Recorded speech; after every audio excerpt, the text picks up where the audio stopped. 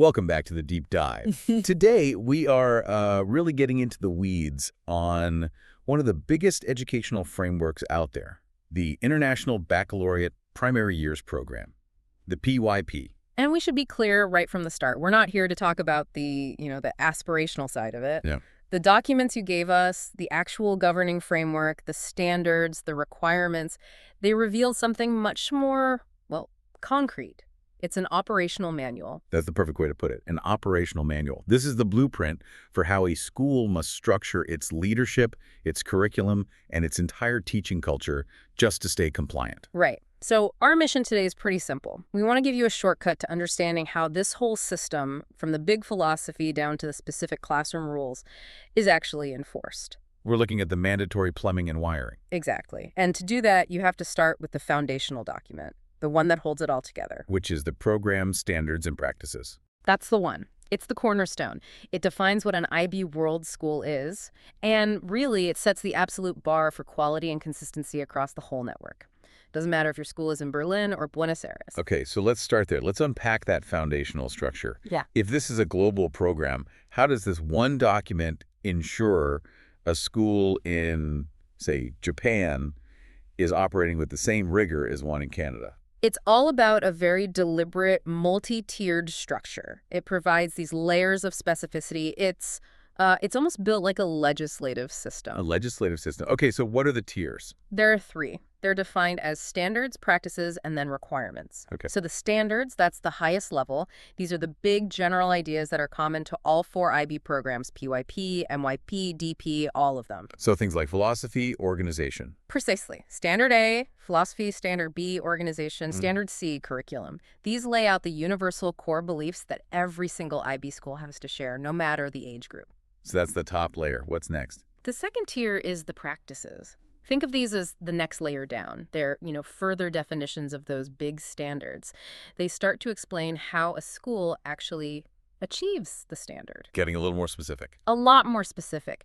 But the real nuts and bolts, the stuff that's truly unique to the primary years program, that comes in the third tier. And those are the requirements. That's right, the requirements. Yeah. They are the most granular level, and they address the unique demands of teaching, younger kids. This is where you find the hard numbers, the quantitative stuff. And that's where that analogy we found in the source material really, it just clicks. It's a great analogy. Thinking of the standards as the Constitution, the big philosophical principles. Right.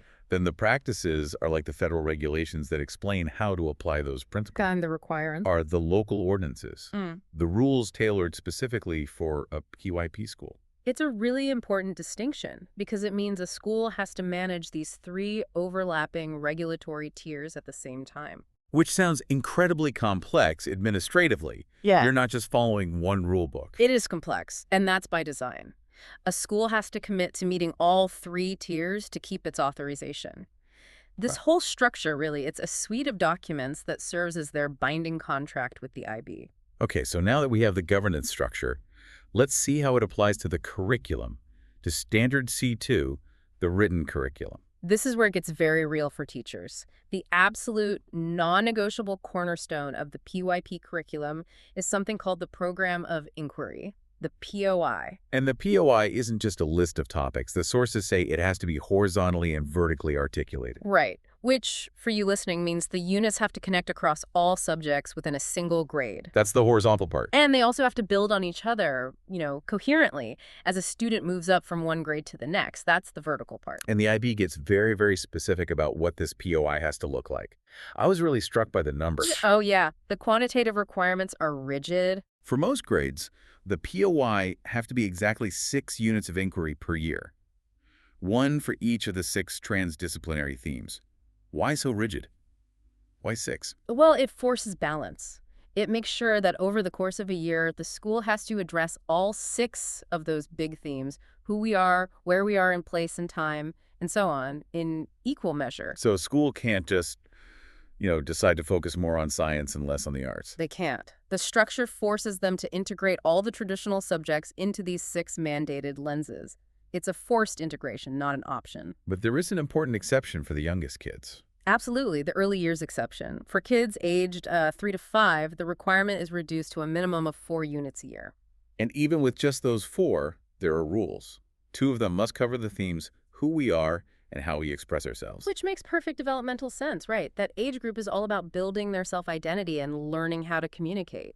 The framework meets them where they are. Now, beyond the number of units, the curriculum has to include what they call the 5 essential elements. Right. Knowledge, concepts, skills, attitudes, and action. Knowledge and skills. Okay, that's pretty standard. But attitudes and action, that's different. How does a school teach an attitude? Well, that's the big shift. The framework mandates that you have to actively teach and assess a student's disposition. Things like their curiosity, their commitment, and action is the tangible follow-through. So it's not enough to just know something. No.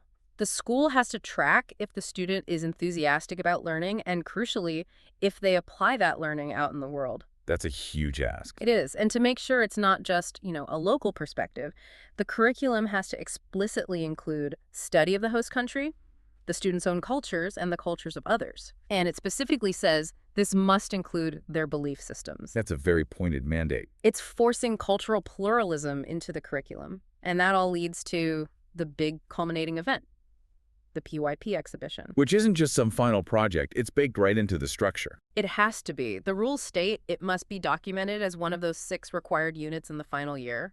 It replaces a standard unit, so it's not some add-on. It's the mandatory system for students to show everything they've learned. Okay, so the curriculum is rigid. The content is defined. But that all falls apart without the right staff culture. Let's talk about the operational mandates, the things that create that shared responsibility. Yeah, that rowing crew analogy really hits home here, because the framework mandates shared pedagogical leadership. What does that mean in practice? Standard B1 says that the responsibility for implementation is formally placed on a team, and that team has to include at least the PYP coordinator and the primary school principal. So they are jointly accountable. Jointly accountable. It forces a conversation between the administrative side, the principal, and the curriculum side, the coordinator. I could see that creating some friction. It absolutely can. But the framework mandates that they have to align. If they're not in sync, the program can't meet its requirements. So it forces them to resolve those tensions. And that idea of collaboration then gets scaled out to the whole staff. Yes, through Standard C1.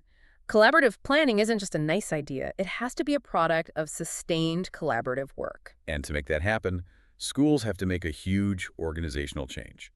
Standard B2 says they must provide dedicated time for this. Protected time, written into the schedule. Because you simply can't plan these huge transdisciplinary units in, a spare 45 minutes here and there. It's a massive operational shift. And the output of all this work has to be these completed PYP planners. Which are the official, mandated records of learning, accessible to everyone, ensuring that continuity. What's fascinating to me is how it then distributes certain teaching responsibilities to everyone. Yes, Standard C3. It's not just specialists. For example, personal and social education. That's everyone's job. Every teacher. Every single teacher. The language development of students, same thing. All teachers. And inquiry as a method must be used by everyone across the entire curriculum. So the art teacher is just as responsible for a student's personal growth and communication skills as their main classroom teacher. Exactly. You can't delegate it. Now, that said, the classroom teacher is still specifically responsible for the core subjects, language, math, social studies, and science, to make sure they get integrated properly. And there's another hard rule about language, isn't there? There is. Students must start learning an additional language at least from the age of 7, a specific age gate. Wow. And none of this works without resources. Not at all. The framework gives a central, mandated role to the library and its resources. It's called the engine room of inquiry. The engine room. It has to provide access to global issues, diverse perspectives, resources on different cultures, belief systems. It basically turns the library budget into a core requirement for reauthorization. Okay, so if the library is the engine, let's talk about the diagnostics, the assessment. This is where it moves way beyond just academic scores. You called it a comprehensive health checkup. The vital signs analogy is perfect because of Standard C4. It has this very specific requirement that says student learning and development related to all attributes of the IB learner profile are assessed and reported. Reported, so on their official progress reports. On their official reports. A school can't just put the learner profile words on a poster. They have to have a system to track, measure, and formally report on a student's growth as a risk taker or a communicator. So how on earth do you measure something as abstract as being principled or caring? That's where the assessment of student action becomes so critical. The action is the evidence. And can you give an example? Sure. Let's say a unit on the environment leads to a student organizing a recycling drive for the school. That tangible action is the proof. It's the evidence you can document to show that they are embodying being principled or caring. The system demands that learning translates into real, observable behavior. So the learner profile attributes really are the vital signs being monitored. It's not just about grades, it's about developing the whole person. Exactly. And to make this all work, the school has to have its own policies in place. The framework mandates that the curriculum must integrate a school-developed language policy and an assessment policy. So the school has to write its own rule book for how it's going to handle language and assessment, and that rule book has to align with the IBs. That's it. The interconnectedness of it all is just, it's stunning. Every single piece, the leadership, the unit count, the library, the report cards, it's all mandated to support this one cohesive system. A system built entirely around transdisciplinary inquiry and developing global citizenship. It's an intricate, high-precision machine. And if you want to understand the TYP, you have to understand that the structure, the mandates, they define the entire culture of the school. Which brings us to our final thought for you to chew on, based on everything we've looked at today. The success of this whole thing, it relies on the governing body, the principal, the coordinator, and every single teacher all pulling in the exact same direction, all the time. A constant, synchronized effort. So if the framework is this intricately designed, this interconnected, what's the most fragile part of the structure? Is it the philosophy itself, the complex curriculum rules? Or is it simply the synchronization of all the human beings who have to run the system day in and day out? Something to think about. Something to mull over as you reflect on this deep dive. We'll see you next time.